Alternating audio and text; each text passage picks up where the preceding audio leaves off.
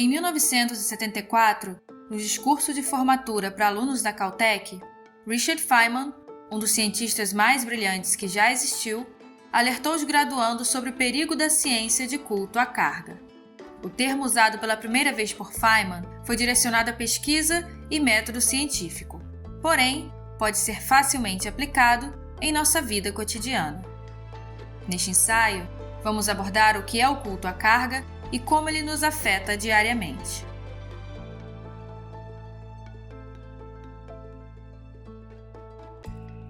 Cargo cult, ou culto à carga, é um termo antropológico que surgiu em 1945, após a Segunda Guerra Mundial, descrevendo cerimônias religiosas em ilhas remotas do sul do Pacífico. Durante o conflito, americanos usaram as ilhas como base e os aviões pousavam com todos os tipos de suprimentos e provisões. Porém, após a guerra, os aviões sumiram. A população interpretou as práticas militares como rituais e, querendo atrair a carga novamente, começaram a replicar todos os procedimentos feitos pelos soldados, acreditando que se imitassem tudo o que tinham observado, iriam convencer os deuses, ou seres poderosos, a enviarem a carga.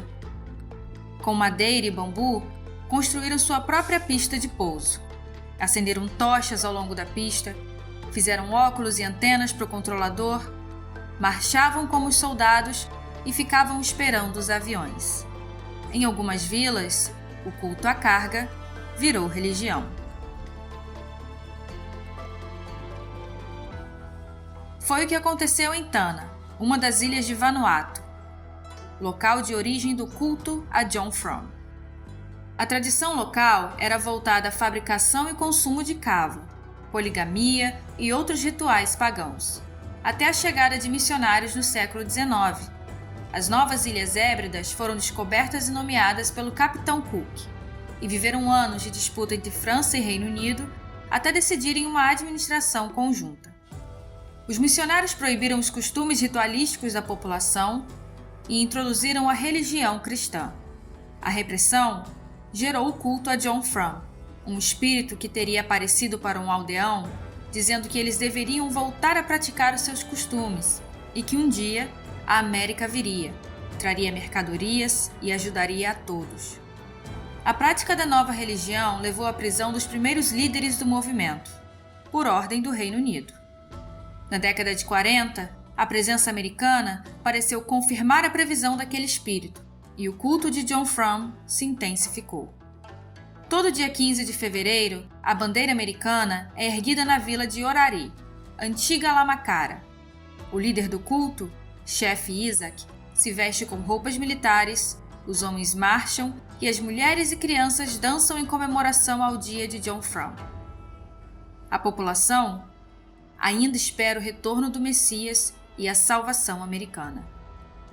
Mas será que em nossas casas, cercados de tecnologia e conforto, estamos livres do culto à carga?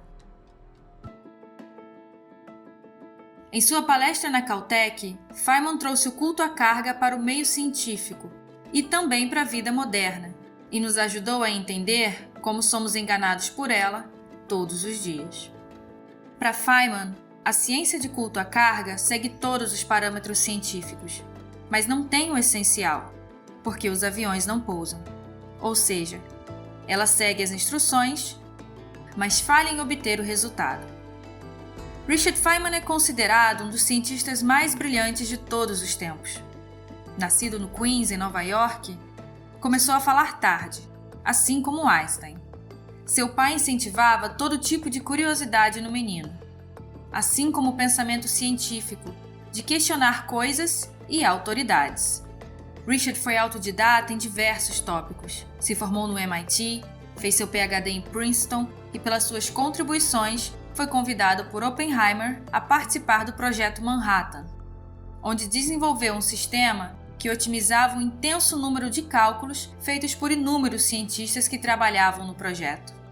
Em 1965, ganhou o Nobel de Física por seu trabalho com eletrodinâmica quântica. Participou da comissão de investigação do Challenger em 1977 e, por ser considerado um exemplo do pensamento inovador, foi escolhido como rosto da campanha Think Different da Apple. Em sua palestra, Feynman deu exemplos do culto à carga em ação na sociedade, como a famosa pseudociência, mas também falou sobre hipnose, práticas místicas e pensamento mágico. Para ele, na sociedade, uma das formas como o culto à carga se manifesta é no sistema educacional. Existem muitas teorias e métodos de ensino. As universidades formam alunos todos os anos, e mesmo assim, a maioria das pessoas não sabe escrever e nem ler corretamente. Poucos possuem capacidade de interpretação, o mercado está repleto de profissionais despreparados e a política de inclusão está longe de ser efetiva. Porém, quando um professor deseja tentar algo novo, rapidamente é proibido ou desencorajado pelo sistema, por não ser compatível com o método de ensino vigente. Mas se os resultados mostram que os métodos não funcionam, podemos dizer que sabemos educar? No Brasil, Richard Feynman passou por uma situação parecida. Em 1949, veio ao Rio de Janeiro dar algumas palestras no recém-criado Centro Brasileiro de Pesquisas Físicas, voltando inúmeras outras vezes ao longo dos anos, inclusive para o Carnaval. Em 1951, ao retornar como professor convidado por 10 meses, percebeu que os alunos se recusavam a fazer os trabalhos passados por ele. Feynman, que tinha aprendido português só para lecionar no Brasil, começou a se sentir frustrado, mas insistiu. Contava que os alunos sempre reclamavam que o que ele ensinava era básico demais e mostravam um livro que era considerado a Bíblia da Física brasileira, dizendo que estavam perdendo tempo com aquelas aulas. Porém, Feynman logo percebeu que os alunos não faziam os trabalhos porque não sabiam como e se recusavam a engajar nas aulas por pura arrogância. Na palestra de final de semestre, na frente dos alunos e professores, Feynman disse que os livros brasileiros de física eram como dicionários fora de ordem, e os alunos, apesar de terem decorado os conceitos e teorias, não tinham nenhum conhecimento prático. Não sabiam transformar a teoria em experimentos, muito menos observar como os fenômenos que haviam estudado se manifestavam na natureza. Ao escrever um relatório sobre suas observações, Feynman foi chamado de ingênuo e utópico pelo ministro da Educação.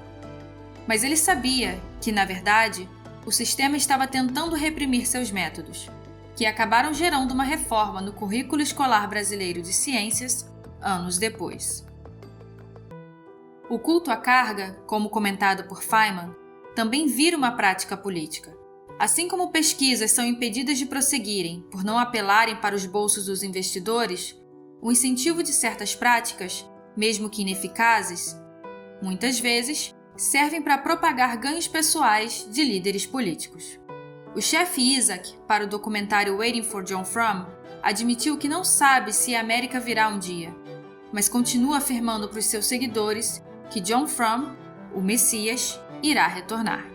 As Novas Ilhas Hébridas, que em 1980 encontraram sua independência e se tornaram o país Vanuatu, viraram um ponto de destino para europeus ou americanos que afirmam ser a reencarnação de John Frum e vão ao local apenas para reivindicar o seu trono. Claude Philippe Berger é um famoso exemplo. Através de suas doações esporádicas, chegou a ter a sua flâmula pendurada em casas pela ilha. O homem branco que deseja ser visto como um deus por sociedades mais primitivas é uma figura repetida na história. O chefe Isaac, apesar de não acreditar em nenhum desses homens brancos, vê neles uma forma de reafirmar a profecia e se manter no poder.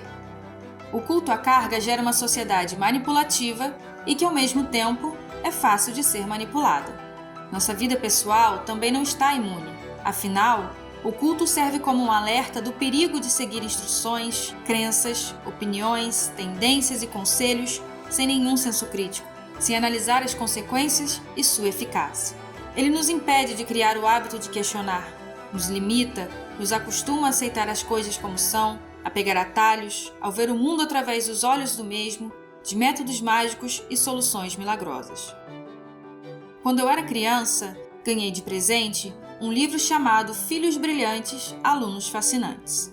O autor afirma que pessoas inteligentes aprendem com os próprios erros, mas pessoas sábias aprendem com o erro dos outros. E eu queria ser uma pessoa sábia. Então jurei que jamais cometeria nenhum erro. Aprenderia com os outros. Seria observadora e tomaria notas de tudo que não deveria fazer.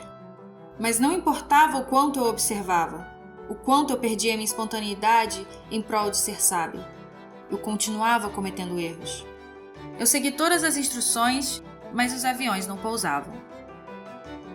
Richard Feynman disse que a regra número 1 para não ser vítima do culto à carga é não se enganar. E você é a pessoa mais fácil de se enganar. Afinal, é o que fazemos todos os dias. Acreditamos em discursos políticos, em celebridades, livros de autoajuda, frases motivacionais, tutoriais, regras sociais, coaches, influências, propagandas. Mas não só acreditamos. Nós incentivamos, replicamos, compartilhamos e aplaudimos um marketing bem feito. A mídia e as redes sociais são um grande exemplo disso. O TikTok gira em torno de criar trends que são replicadas intensamente pela facilidade que prometem gerar fama. É através do culto à carga e toda a ignorância que ele representa que deixamos de ser indivíduos para nos tornarmos um coletivo influenciável, alienado, sem personalidade ou critério. Afinal, o mesmo nunca gera algo novo. Apesar dos membros do culto de John Frum terem diminuído, eles ainda existem. A maioria trocou o culto pelo cristianismo, mas não se libertaram da necessidade de serem guiados. Apenas trocaram de líder. Quando se é incapaz de analisar, questionar e pensar criticamente, você fica à mercê de forças que não consegue ver ou compreender. Assim é fácil acreditar que uma caneta só pode ter sido um presente dos deuses, que racismo estrutural não existe, que vacinas são ineficazes e até no que as celebridades dizem carregar em suas bolsas. Você se engana, todos os dias. E no fundo, também está esperando os aviões pousarem.